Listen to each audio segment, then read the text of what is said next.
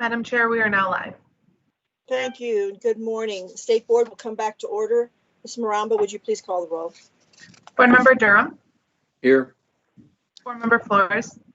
Here. Board Member Goff. Here. Board Member McClellan. Here. Board Member Rankin. Here. Board Member Shuffle. Board Member Shuffle. She is here. She's in the car, so I'll mark her as present. Okay. Board Member Schroeder.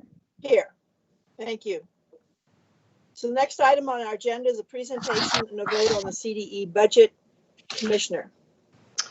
Yes, thank you, Madam Chair. Members of the board, thanks for joining us early. I know this isn't the best time of day for everyone, but appreciate a special meeting. As we always say in budget land, things change quickly, and so things have changed, and so we wanted to bring you back together to talk about some of those changes. So with that, I'm going to turn it over to our fabulous Jennifer team, Jennifer Mello, our legislative liaison, and Jennifer Oakes, our chief operating officer.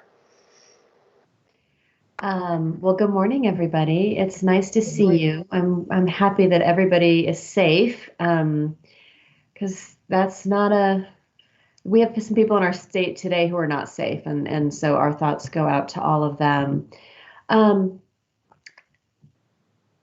We gave you all a presentation at your October board meeting that you probably recall, and you all had voted to submit about 10% worth of reductions to the Joint Budget Committee as part of the annual budget submission. I do really want to emphasize this is just the beginning of the process. This is the same thing that happens every year, right? Where you all in the executive branch submit a budget to the Joint Budget Committee, which is then goes through the legislative process, all of its ups and downs and permutations. So everything that we're talking about that you decided on in October and that you'll decide on today, are essentially recommendations to the legislature. The legislature does have the final authority to act on these. We will continue to be actively engaged on this as we go through this process. We'll communicate with you, expect things to change. Hopefully not before November 2nd when all of this gets submitted again, but there will be changes as we go through this process. And our commitment to you is to stay close to the situation and come back and talk to you as things shift. So after you all made your decisions in early October, we were informed that the budget outlook has improved somewhat significantly, at least from the perspective of the Office of State Planning and Budget. And I don't have specific numbers. I can't tell you exactly what that means. We were just informed that things are looking better than they were otherwise, and that there may not be a need for every agency to cut 10%. And so we brought that back to all of you, had some conversations about, do we want to take this back up again before we submit to the Joint Budget Committee, which is our recommendation and what we're doing today, and made some proposals about essentially undoing some of the decisions you made in October. And the language here does get a little bit confusing. We're restoring reductions. It's a little complicated, but trying to make sure for you all that we have the same information. And I'm sure there's thousands of people watching us online at 8 in the morning here, trying to just make sure that we're clear about what we're doing here. We are revisiting the decisions that the board made in October in terms of its annual budget submission to the legislature. And we are suggesting that the board consider not proposing the same level of cuts that was previously approved. So that's just setting the stage. Have had the opportunity to talk with folks this week, so we've had a chance to have some dialogue about these. I will run through quickly. This is all in your materials. This is also, again, for the benefit of our listening public, all posted on board docs. As soon as these materials were sent to the state board, they were posted on board docs, and so it's all accessible there. basically, we are proposing the following for your consideration. To restore $250,000 to the School Counselor Corps Grant Program, to restore $500,000 to the Concurrent Enrollment Grant Program, to restore 2.1, and Jennifer Oaks, if I don't have that number wrong, my spreadsheet is scrunched so that I can see everyone's faces. So I believe it's 2.1 restoration to the Career Development Incentives Grant Program. We are proposing to restore the PTech program in its entirety. We are proposing to restore, you all had, at the staff's recommendation, proposed reduction in the number of Ascent slots from 500 to 250. We're proposing to get rid of that. We had talked, and we're also restoring the Innovative Learning Opportunity Pilot. That's so those are kind of the grant programs. One of the things you all told us, and we really took to heart, was that if there was an opportunity to restore funding, we should focus on student-facing programs. So programs that touch students most directly, most clearly, should be the highest priority for restoration. You'll see, I hope you see that. I hope you agree that we've tried to follow that guidance, and that everything I just went through, I think, very much falls into that particular category. There's a couple of other changes we're proposing. One is fairly mechanical, but it has a significant dollar amount associated with it. We talked about returning unused funds from the early literacy program. Again, these are dollars we under statute cannot do anything with. They have not been building up over a very long period of time, but there was some money there. We thought there was 5.5 million there. Turns out there's only 2 million there. We can't return money we don't have. So that line item has been reduced from 5.5 million to 2 million. And then the other kind of major category of reductions is in grant programs that support capital construction and capital efforts for our schools and districts. Having spoken with all of you this week, I know that you all are well aware of some of the real big needs our state has in this area, that our schools, particularly in the rural parts of the state, face when it comes to capital construction issues. At the same time, you all have told us that you understand the need to be a good partner with the rest of the state in submitting a responsible budget that doesn't contain the same level of spending that it contained in years past. So originally you had approved a $9 million reduction to the BEST cash grant program and a $3 million reduction to the capital to charter schools. What you have in front of you in the materials you sent and what we've talked about, if I can get the spreadsheet to move, because these are not numbers I have in my head. Okay.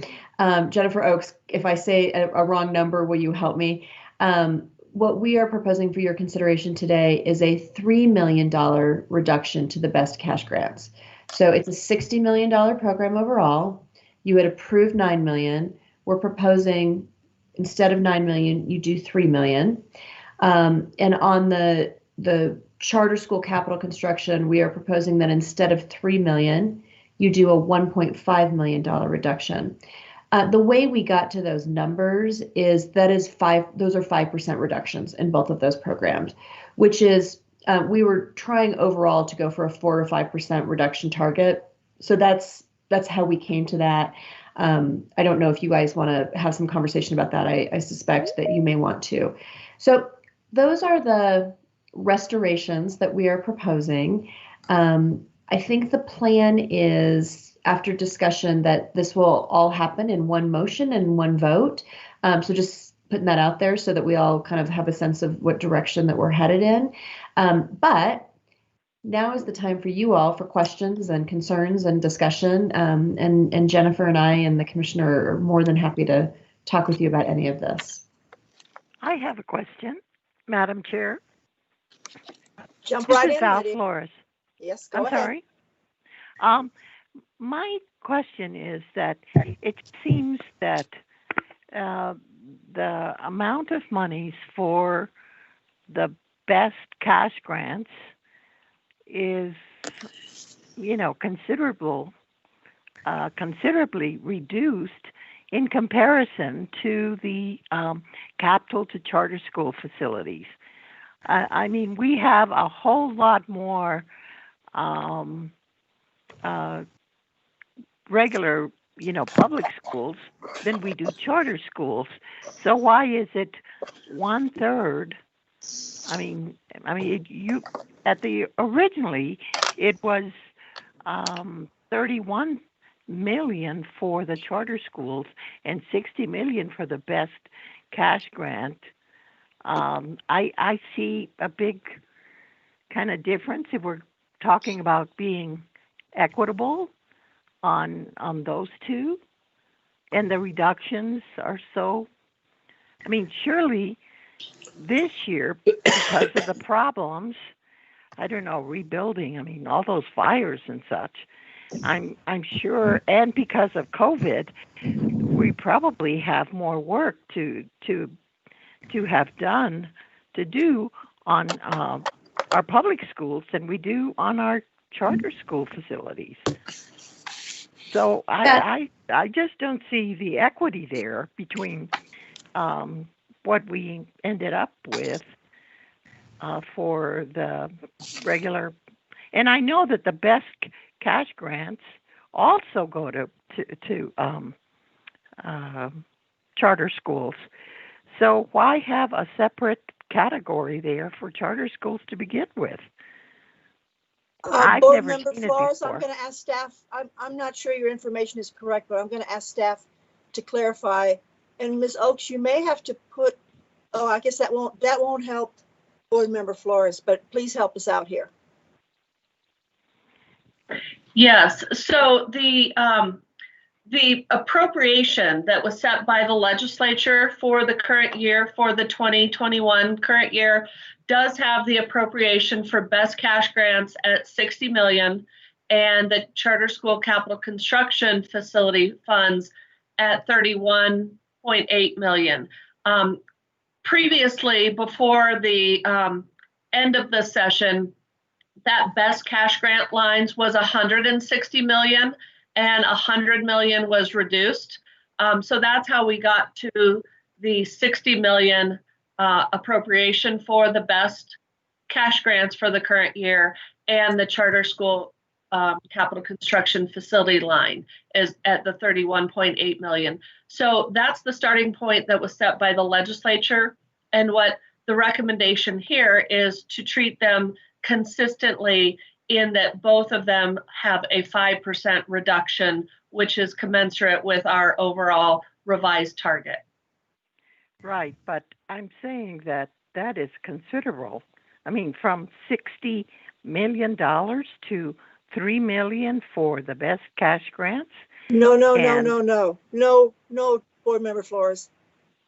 You might be in the wrong column. Unfortunately, I don't know what you're looking at. So if I could. Yeah, I am.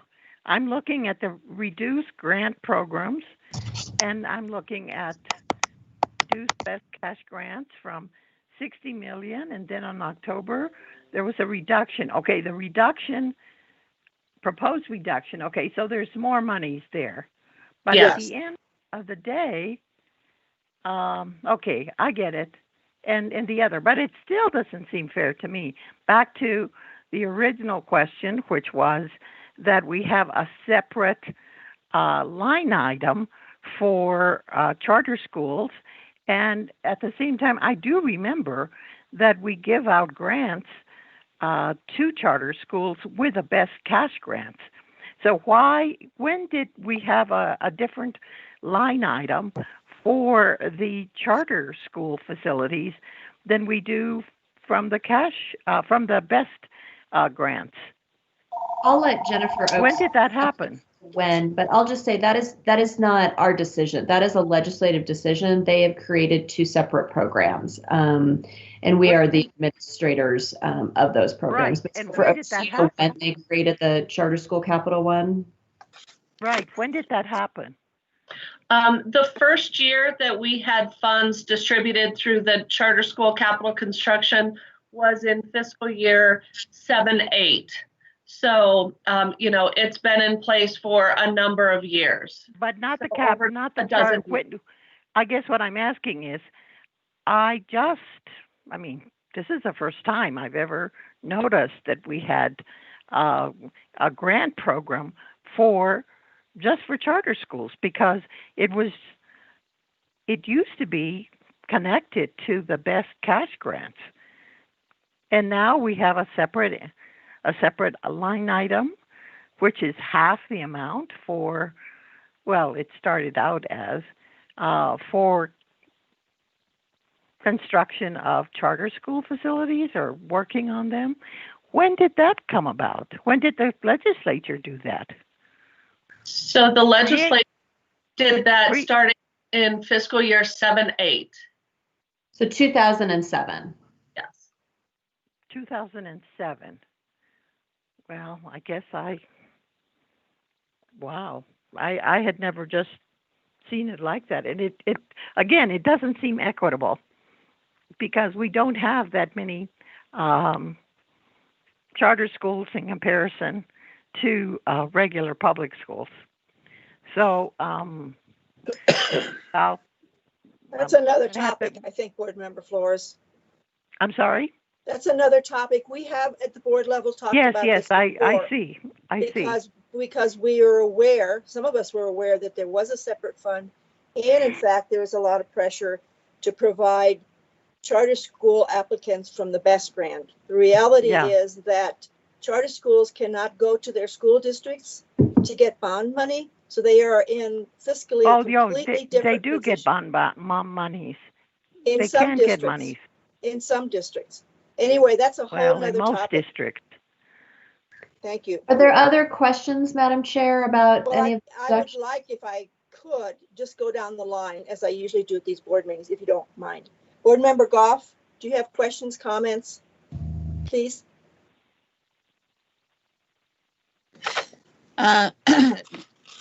I agree with all of this as we have it looking at us here today. I'm pleased that some of these more opportunity funds were less reduction. I just think overall that's kind of what we've been aiming for all along, and particularly, really for me, particularly the Counselor Corps Grant Fund. I think, our overall goals of trying to do whatever we can to continue to improve graduation rates, the whole implementation of the ICAP program, all of that, it makes an awful lot of difference to have help with that. I think, we've been, as far as my memory serves, we've been big proponents of the concurrent enrollment program. So anything to keep that intact as much as we can is good. Same with Ascent, same with P-TECH. I just, overall, this is a very good balance we reached, I believe, to keeping them alive and functioning as best as possible. So I appreciate the questions on the construction issues, but my first reaction the other day was that is a good balance. To me, that's proportionately appropriate. And the fact that the charter school facilities money has been around for a long time. And I kind of remember the legislation that was involved in that as well. So I'm fine with it. And thank you for the adjustment work, all of you staff that have been dwelling on this for a while. Appreciate it. Thanks. Thank you, Board Member Goff. Board Member Durham? Let's see. No questions, Madam Chair. No comments either? No, ma'am. Okay. Board Member Sheffel? Thank you. I don't have any questions. I understand the focus and direction here and appreciate it. I think it's striking a good balance. Thank you. Thank you. Board Member McClellan? Thank you, Madam Chair. I would echo Board Member Goff's comments.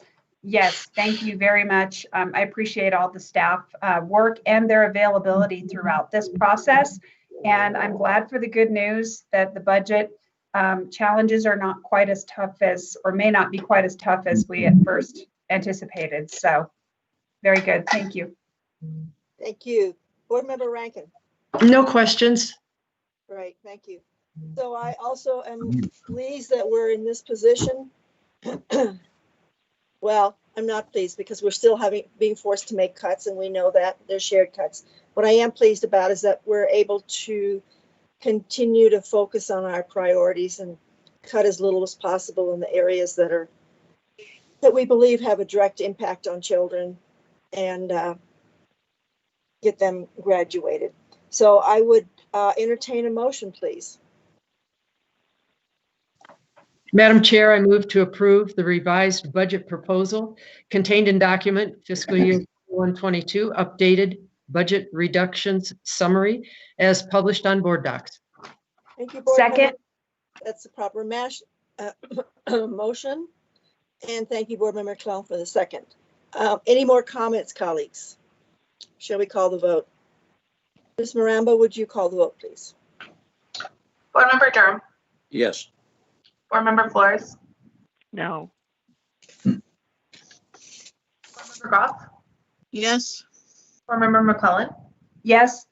Board Member Rankin, Yes. Board Member Sheppel, Yes. Board Member Schroeder. Yes. That passes 6-1. Thank you. Unless there are further issues, I say we stand in adjournment until November 11th. Thank you, colleagues. Thank you. Thank you. And thank you, Jennifer Thank you. Squared, for all your hard work for bringing Yeah. this forward to us. Appreciate it. Thank you.